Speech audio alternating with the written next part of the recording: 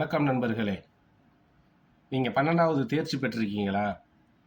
உங்களுக்கு கவர்மெண்ட் வேலை வேணும் அப்படின்ட்டு நினைக்கிறீங்களா? உங்களுக்கான கரெக்டான சான்ஸு ரயில்வே. அதாவது இந்திய ரயில்வேல 12வதுக்கு என்னென்ன மாதிரியான வேலைகள் இருக்குது, அவங்க அதில் எப்படி அப்ளை பண்ணலாம், அதுக்கான ஆப்பர்ச்சுனிட்டிஸ் என்ன, த்ரெட்டு என்ன அப்படிங்கிற மாதிரி ஒரு ஸ்வாட் அனாலிசிஸ் பண்ணியிருக்கிறோம். அதை பாருங்கள், உங்களுக்கு யூஸ்ஃபுல்லாக இருக்கும்.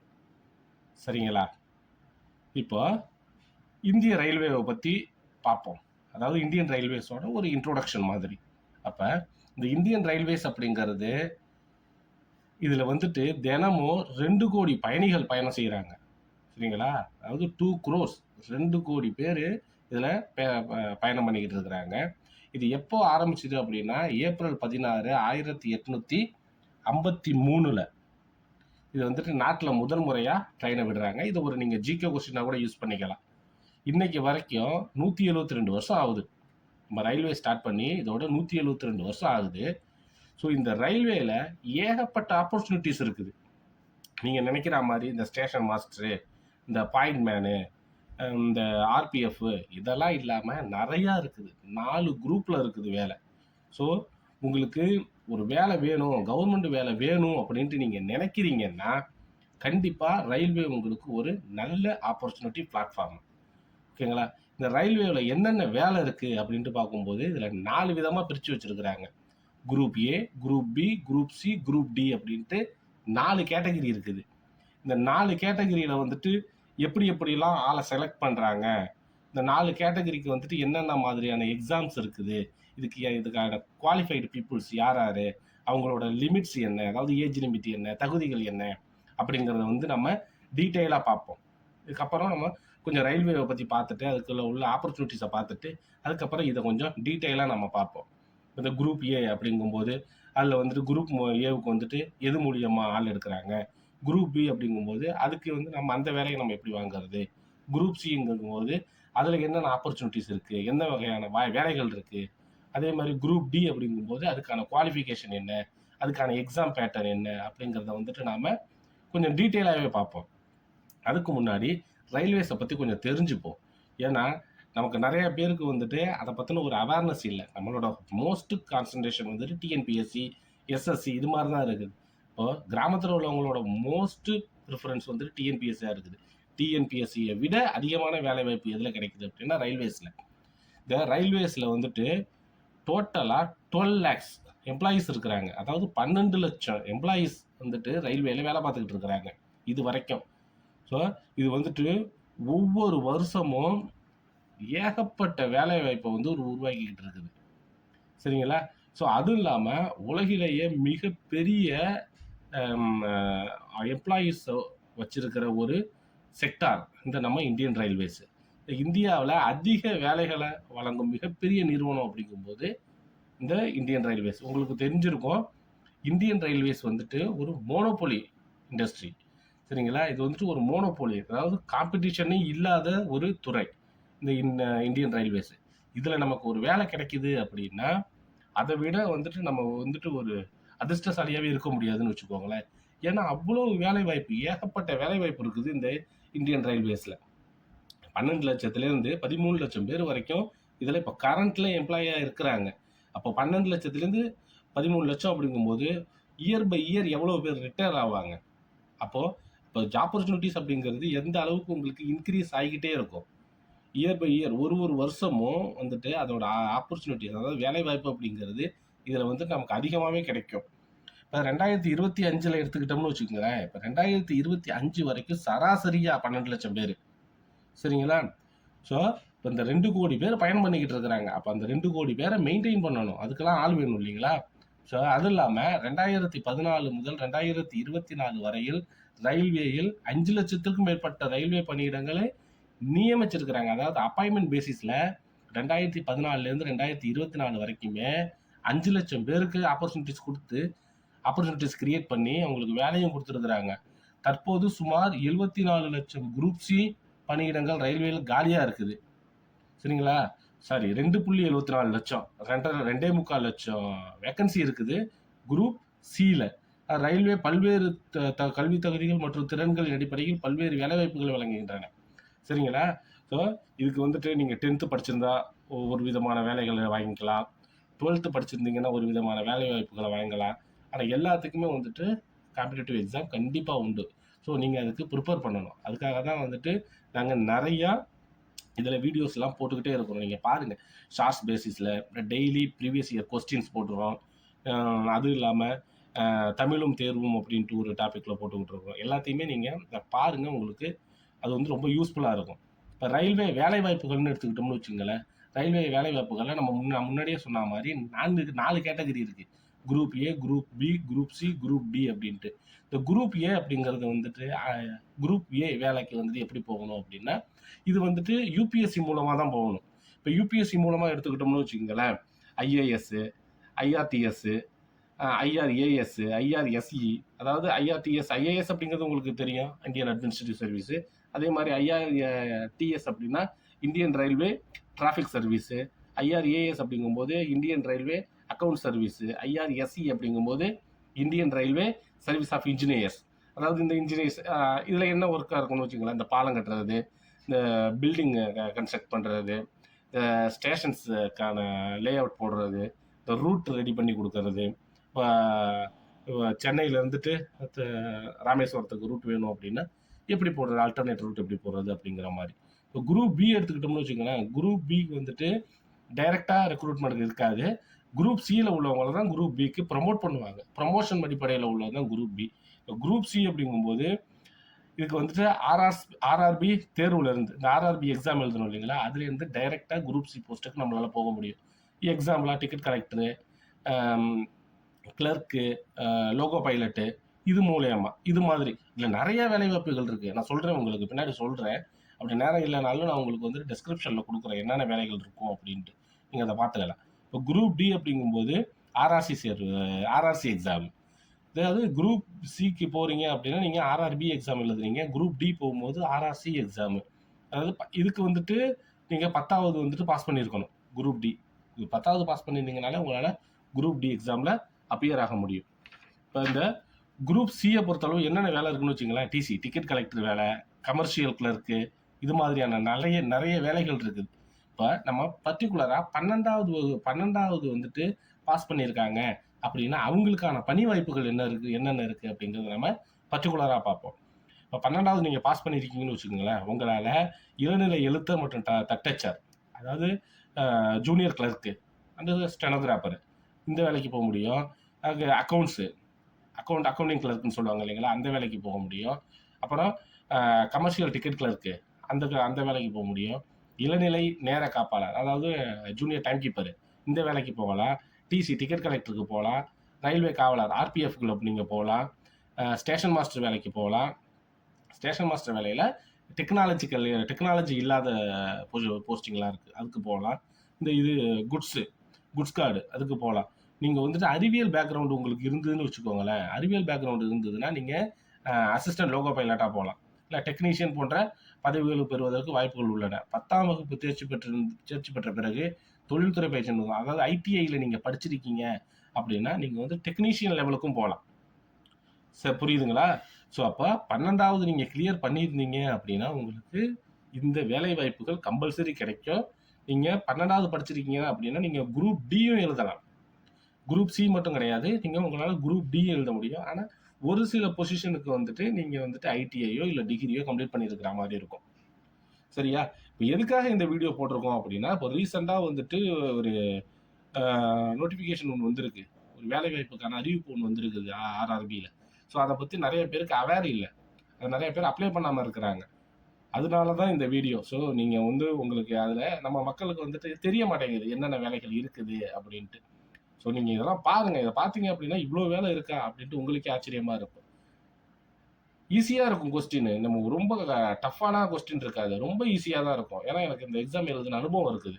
இப்போ இதோட சேலரி டீட்டெயில்ஸ் பார்ப்போமே. இப்போ சப்போஸ் இதில் நம்ம செலக்ட் ஆகிட்டோம் அப்படின்னா, குரூப் சிலையோ குரூப் டிலையோ நம்ம செலக்ட் ஆகிட்டோம் அப்படின்னா நம்மளோட சேலரி என்ன அப்படின்னா, நம்மளோட பேசிக்கே 25,000லேருந்து 45,000 வரைக்கும் நம்மளோட பேசிக்கே கிடைச்சிடும். இப்போ ஆனுவல் சிடிசி அப்படிங்கும்போது 3.5 lakhsலேருந்து 6.5 lakhs வரைக்கும் நமக்கு கிடைக்கும். அதுவும் இல்லாமல் இலவசமா நீங்க வந்து பயணம் பண்ணலாம். இல்லன்னா வச்சுக்கங்க டிஸ்கவுண்ட் ரேட்ல வந்துட்டு உங்களுக்கான ரயில் பாஸ்லாம் கிடைச்சிரும். அதுவும் இல்லாம ரயில்வே குடியிருப்புல உங்களால தங்கலாம். அதாவது அக்காமடேஷன் புரொவைட் பண்ணுவாங்க. Plus medical. அதுவும் இல்லாம உங்களுக்கு வந்துட்டு இந்த ஓய்வூதிய திட்டம் அப்படின்ட்டு ஒண்ணு இருக்கு இல்லைங்களா? அதுல நீங்க எலிஜிபிள் ஆவீங்க. ஸோ இவ்வளவு ஆப்பர்ச்சுனிட்டீஸ் இருக்குது இதுல. இவ்வளவு ஃபெசிலிட்டீஸ் குடுக்குறாங்க. நல்ல சேலரி, பிளஸ் உங்களுக்கான ரயில்வே பாஸ் உங்களுக்கு, பிளஸ் உங்க சார்ந்தோருக்கு, அதாவது உங்க மனைவிக்கு ரயில்வே பாஸ் குடுப்பாங்க. அந்த ரயில்வேயோட குவார்ட்டர்ஸ்ல உங்களுக்கு ஸ்டே பண்றதுக்கான இடம் கிடைக்கும். பிளஸ் உங்களுக்கான மெடிக்கல் இன்சூரன்ஸ், மெடிக்கல் ஃபெசிலிட்டிஸ் எல்லாமே கிடைக்கும். ரயில்வேக்குன்னு தனி ஹாஸ்பிட்டலே இருக்கு. அதுல கூட நீங்க பார்த்துக்கலாம். பிளஸ் உங்களுக்கு இந்த பென்ஷன் ஸ்கீம். இந்த பென்ஷன்ல நீங்க எலிஜிபிளா இருப்பீங்க. உங்களுக்கு பென்ஷன் கிடைக்கும். ஸோ ரயில்வேல இவ்வளோ ஆப்பர்ச்சுனிட்டிஸ் இருக்குது. ஏன்னா 12 லட்சம் பேர், 13 லட்சம் பேர் வேலை பார்த்துக்கிட்டு இருக்காங்க இல்லைங்களா? ஸோ அப்ப இது ஒரு சென்ட்ரல் கவர்மெண்ட்டோட மோனோபோலி செக்டார். அப்ப உங்களுக்கான ஃபெசிலிட்டீஸ் நிறையாவே உண்டு. நீங்க நினைக்கிறத விட அதிகமாவே இதுல உங்களுக்கு ஃபெசிலிட்டீஸ் கிடைக்கும். அப்போ இதுல நம்ம எக்ஸாம் எழுதுறதுக்கு என்னென்ன தகுதி வேணும், என்னென்ன குவாலிஃபிகேஷன் வேணும் அப்படின்னா, ஒண்ணு நீங்க 12th பாஸ் பண்ணியிருக்கணும். சரிங்களா? 12th நீங்க பாஸ் பண்ணியிருந்தீங்க அப்படின்னா, நீங்க உங்களால குரூப் சி எக்ஸாம எழுத முடியும். அது ஒரு சிலது இருக்கு. டிகிரி குவாலிஃபிகேஷனுக்கு உள்ளது. அத தவிர்த்துட்டு உங்களால மத்தத எழுத முடியும். சில பதவிகளுக்கு வந்துட்டு ஐடிஐ அல்லது பட்டப்படிப்பு தேவை அப்படிங்கிறத கிளியராவே அதுல குடுத்துருக்காங்க. அப்புறம் குறைஞ்சபட்சம் நீங்க 50% மார்க் எடுத்திருக்கணும்.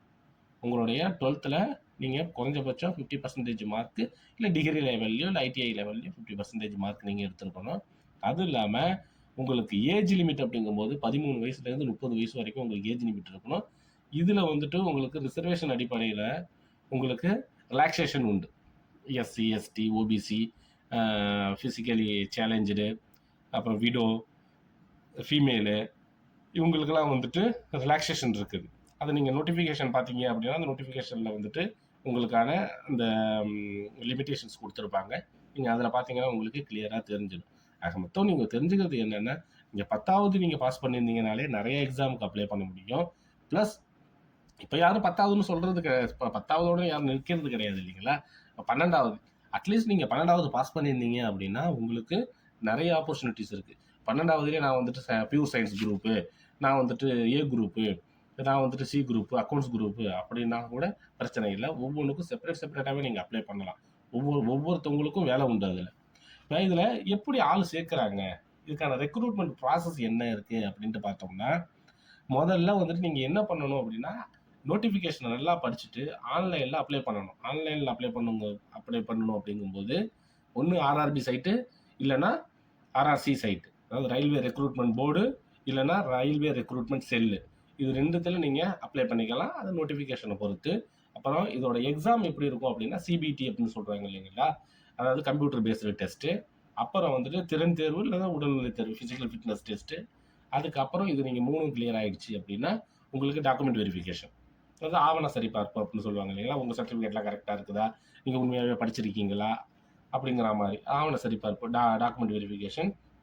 அதுக்கப்புறம் ஃபைனலா மெடிக்கல் டெஸ்ட். மெடிக்கல் டெஸ்ட் முடிஞ்சுட்டு அப்படின்னா, உங்களுக்கு வந்துட்டு ஒரு அ பட்டியல் ஒண்ணு குடுப்பாங்க. ஒரு பட்டியல் ஒண்ணு வெளியிடுவாங்க. அதாவது பிரைமரி செலக்ஷன் பட்டியல் அப்படின்னு சொல்லுவாங்க இல்லைங்களா? முதற்கட்ட தகுதித் தேர்வு பட்டியல் அப்படின்ட்டு ஒண்ணு வெளியிடுவாங்க. அத பார்த்து உங்களுக்கு செலக்ட் ஆயிட்டீங்களா இல்லையா அப்படிங்கிறத நீங்க தெரிஞ்சுக்கலாம். ஸோ இதுதான் ப்ராசஸ். இதுல நீங்க என்ன பண்ணணும் அப்படின்னா, இந்த ஃபர்ஸ்ட்டு சிபிடிய கிளியர் பண்ண பார்க்கணும். அது உங்களுக்கான கணினி அடிப்படையிலான தேர்வு. ஒரு 10 வருஷத்துக்கு முன்னாடி பார்த்தீங்கன்னு வச்சுக்கங்களேன், இந்த சிபிடி கிடையாது. உங்களுக்கு வந்துட்டு கொஸ்டின் பேப்பர் குடுத்து தான் எழுதுன மாரி இருக்கும். இப்ப அப்படி கிடையாது. இப்ப எல்லாமே கம்ப்யூட்டர் பேஸ்டு டெஸ்ட்டா தான் வந்துருச்சு. ஸோ அப்போ முன்னாடிய விட இப்ப நமக்கு டைமும் நெறையா கிடைக்கும். எக்ஸாம அட்டெண்ட் பண்றதுக்கு. இப்ப இதுல எப்படி வந்துட்டு நமக்கு ப்ரொமோஷன் கிடைக்கும்? ரயில்வேல வந்துட்டு பதவி உயர்வு எப்படி கிடைக்குது? அப்படின்னா, எழுத்தர் முதல் நிலைய மேலாளர் வரை பதவி உயர்வுக்கான வாய்ப்புகள் அதிகம். அதே மாரி ஒருவர் ஏஎல்பி அதாவது அசிஸ்டன்ட் லோகோ பைலட்டா இருக்கிறாருன்னு வச்சுக்கங்களேன், அவர் வந்துட்டு சீனியர் லோகோ பைலட்டா பதவி உயர்வு பெறுவதற்கான வாய்ப்புகள் ரொம்ப ரொம்ப அதிகம். கண்டிப்பா பெறுவாங்க. ஏன்னா அசிஸ்டன்ட்டா இருக்கும்போது அவங்க என்ன பண்ணுவாங்க அப்படின்னா, சீனியரா மாறுவாங்க. ஜூனியரா இருக்கிறவங்க சீனியரா மாறுவாங்க. அதேபோல ஒருத்தவங்க வந்துட்டு ரயில்வே காவலர் பணியில இருக்காங்க. ஆர்பிஎஃப்ல இருக்கிறாங்கன்னு வச்சுக்கங்களேன். சாதாரண ஒரு கான்ஸ்டபிளா இருக்காங்க அப்படின்னா, அவங்க சப் இன்ஸ்பெக்டர், இன்ஸ்பெக்டர் ரேஞ்சுக்கு வரைக்கும் அவங்களால ப்ரொமோஷன் வாங்க முடியும். ப்ரொமோஷன் இதுல கிடைக்கும். ஸோ மற்றதில் இருக்கிற மாதிரிலாம் இதில் அந்த அளவுக்கு வந்துட்டு ரொம்ப இதெல்லாம் இருக்காது. உங்களுக்கு என்ன நீங்கள் குவாலிஃபைடு, உங்களுக்கான ப்ராப்பர் குவாலிஃபிகேஷன் இருக்குது, நீங்கள் அதுக்கு தகுதியான ஆள் அப்படின்னா உங்களுக்கு டைம் டு டைம் உங்களுக்கான ப்ரொமோஷன் கிடைச்சிக்கிட்டே இருக்கும். ஸோ நீங்கள் என்ன பண்ணணும் அப்படின்னா, நீங்கள் எக்ஸாம் கிளியர் பண்ணி ஃபஸ்ட்டு ரயில்வே எக்ஸாம் உள்ளே கிளியர் பண்ணிவிட்டு ஃபஸ்ட்டு நீங்கள் ரயில்வே ஜாப்ஸ் உள்ளே என்ட்ரி ஆகிடணும். இந்த பிளாட்ஃபார்மில் நீங்கள் என்ட்ரி ஆகிட்டீங்க அப்படின்னா, மொதல் ரயிலை பிடிச்சிங்கன்னா அந்த ரயில் ஒரு ஸ்டேஷனாக போய்கிட்டே இருக்கும். அதே மாதிரி உங்களுடைய லைஃப்பும் ஒரு படியாக மேலே ஏறிக்கிட்டே இருக்கும். ஏன்னா அவ்வளோ ஆப்பர்ச்சுனிட்டிஸ் இருக்குது இதில். இல்லை த்ரெட்ஸ் அப்படிங்கிறதுக்கு வேலையே இல்லை. ஜாப் கேரண்டியான ஜாப் இதில் உண்டு. ஓகேவா? இப்போ இதை எப்படி நீங்கள் அப்ளை பண்ணுறது, ஹவு டு அப்ளை அப்படின்னு பார்த்தோம்னா, வேலைவாய்ப்பு தொடர்பான அறிவிப்புகள் ஆர்ஆர்பி இல்லை ஆர்ஆர்சியில் வந்துட்டு உங்களுக்கு டிஸ்பிளே ஆகும். அதில் வந்துட்டு நோட்டிஃபை பண்ணுவாங்க. அப்புறம் வந்துட்டு இதுக்கான எக்ஸாம் ஃபீஸ் அப்படிங்கும்போது ஓபிசி இந்த கேட்டகரி, ஓபிசி, எம்பிசி, பிசி இந்த கேட்டகரிக்கெலாம் வந்துட்டு 500. இந்த எஸ்சி, எஸ்டி, பிடபிள்யூடி, விடோ இவங்களுக்குலாம் வந்துட்டு 250 சார்ஜு. இப்போ நீங்கள் சிபிடி எக்ஸாம் அப்பியர் ஆகிட்டீங்க அப்படின்னா உங்களுக்கு 400 ருபீஸை வந்துட்டு திரும்ப அவங்க வந்துட்டு ரீஃபண்ட் பண்ணிவிடுவாங்க. இதே மாதிரி இந்த எஸ்சி, எஸ்டி இந்த கேட்டகரியெலாம் இருக்காங்க இல்லைங்களா, விடோ, ஃபிசிக்கலி சேலஞ்சு, இவங்களுக்குலாம் வந்துட்டு 250ஐயும் வந்துட்டு அவங்க ரீஃபண்ட் பண்ணிடுவாங்க. ஆனால் நீங்கள் எக்ஸாமுக்கு அப்ளை பண்ணிவிட்டு அந்த ஃபஸ்ட்டு சிபிஐடி எக்ஸாமை அட்டன் பண்ணியிருக்கணும். நீங்கள் பாஸ் ஆகுறீங்க, ஃபெயில் ஆகுறீங்க அதெல்லாம் கிடையாது. நீங்கள் அட்டன் பண்ணிங்கன்னா உங்களுக்கு அந்த அமௌண்ட் ரீஃபண்ட் கிடச்சிடும். அதே மாதிரி இதுக்கான தேவையான ஆவணங்கள் அப்படின்னு பார்த்தோம்னு வச்சுங்களேன், டாக்குமெண்ட்ஸு, உங்களுடைய சர்டிஃபிகேட்டு, உங்களுடைய ஐடென்டி ப்ரூஃப். இப்போ ஐடென்டி ப்ரூஃப் அப்படிங்கும்போது ஆதார் கம்பல்சரி ஆகிடுச்சு. உங்களோட identity proof plus photo, then other supporting documents. Suppose நீங்கள் ஃபிசிக்கலி சேலஞ்சராக இருக்கீங்க அப்படின்னா பர்சன்டேஜ் ஆஃப் அந்த டிசபிலிட்டி, ஸோ இந்த சர்டிஃபிகேட்ஸ்லாம் வந்துட்டு அட்டாச் பண்ணுற மாதிரி இருக்கும். முழு விண்ணப்ப செயல்முறையையும் ஆன்லைன் வாயிலாக தான் செய்ய வேண்டும். சரிங்களா? அதாவது முன்னாடிலாம் நீங்கள் எப்படி பண்ணுவோம் அப்படின்னா, ஒரு 20 வருஷத்துக்கு முன்னாடிலாம் வந்துட்டு பேப்பர்ஸ், இப்போ பேப்பர்ஸ் கிடையாது, எல்லாமே ஆன்லைனு. நீங்கள் உங்களுக்கு ரயில்வே எக்ஸாமில் நீங்கள் கிளியர் பண்ணணும், நீங்கள் அந்த வேலைக்கு போகணும் அப்படின்னா உங்கள் மனசில் என்ன இருக்கணும், அதாவது உங்களுடைய ஆம்பிஷன் எப்படி இருக்கணும், உங்களுடைய எய்ம் என்னவாக இருக்கணும் அப்படின்னா, அதாவது ப்ரீவியஸ் இயர் கொஸ்டின் எல்லாம் படிக்கணும். நல்லா ப்ரீவியஸ் இயர் கொஸ்டின் எல்லாம் எடுத்து பார்த்தீங்க அப்படின்னா உங்களுக்கு ஒரு ஐடியா கிடைச்சிடும் எந்த மாதிரியான கொஸ்டின் கேட்குறாங்க அப்படின்ட்டு. அதுக்கு அப்புறம் பொதுவாக எந்த வகையான கேள்விகள் கேட்குறாங்க அப்படிங்கிறத நீங்கள் ஒரு அனலைஸ் பண்ணிக்கணும். ரயில்வே எக்ஸாம் அப்படிங்கும்போது அதில் எந்த மாதிரியான கொஸ்டின்ஸ் கேட்குறாங்க அப்படின்ட்டு நீங்கள் அனலைஸ் பண்ணணும். ஒவ்வொரு பாடத்தையும் தனித்தனியாக பயிற்சி செய்யணும். குறிப்பாக வந்துட்டு மேக்ஸு. ஏன்னா இதில் வந்துட்டு இப்போ ரயில்வே அப்படிங்கும்போது இதில் மேக்ஸில் வந்துட்டு நிறைய இம்பேக்ட் இருக்குது. இப்போ மேக்ஸை நீங்கள் நல்லா படிச்சுக்கணும். அப்புறம் ஒவ்வொரு கேண்டிடேட்டும் வந்துட்டு நீங்கள் வந்துட்டு இதுக்கு எக்ஸாமுக்கு அப்பியர் ஆகுறீங்க அப்படின்னு உங்களுக்கு நீங்கள் டிசைட் பண்ணிட்டீங்கன்னா, அந்த எக்ஸாமுக்கு அப்பியர் ஆகிறதுக்குள்ள குறைஞ்சபட்சம் 100 மார்க் டெஸ்ட்டாவது நீங்கள் எழுதியிருக்கணும். அப்போ தான் உங்களால் கிளியர் பண்ண முடியும். 100 மார்க் டெஸ்ட் அப்படிங்கும்போது 100 கொஸ்டின் பேப்பரை நீங்கள் ரிவ்யூ பண்ணியிருந்துருக்கணும். ஓகேவா? அப்போ அதுக்கு தகுந்த மாதிரி அந்த அளவுக்கு நீங்கள் ப்ரிப்பரேஷன் பண்ணியிருக்கணும். அந்த அளவுக்கு நீங்கள் ப்ரிப்பரேஷன் பண்ணியிருந்தீங்க அப்படின்னா தான் உங்களால் 100 கொஸ்டினை கிளியர் பண்ண முடியும். நீங்கள் 100 கொஸ்டினை கிளியர் பண்ணியிருந்தீங்க அப்படின்னா கம்பல்சரியாக நீங்கள் நோட் பண்ணி வச்சுக்கலாம், எனக்கு ரயில்வே ஜாப் கன்ஃபார்ம் அப்படின்ட்டு. ஓகேவா? ஸோ நீங்கள் இதில் என்ன சொல்கிறோம் அப்படின்னா, நீங்கள் மேக்ஸில் கான்சன்ட்ரேட் பண்ணுங்கள், ஜிகேவில் கான்சன்ட்ரேட் பண்ணுங்கள். சரியா? நான் எக்ஸாம் எழுதும்போது கூட கேட்டிருந்தாங்க ஒரு கொஸ்டின், கடைசியாக அதிக வசூல் பண்ண ஃபிலிம் என்ன அப்படின்ட்டு, சவுத் இண்டியன் ஃபிலிமு. ஸோ அதெல்லாம் கொஸ்டினாக வரும். Anyway, thanks for your time to spending with us. நீங்கள் வந்துட்டு என்ன பண்ணுங்க அப்படின்னா, நம்மளோட சேனலில் கண்டினியூஸாக வந்துக்கிட்டு இருக்குது, ஜிகே கொஸ்டின்ஸ் எல்லாமே கண்டினியூஸாக வந்துக்கிட்டு இருக்குது. பாருங்கள், பார்த்து யூட்டிலைஸ் பண்ணிக்கங்க. அடுத்த வீடியோவில் யூஸ்ஃபுல்லான இன்ஃபர்மேஷனோட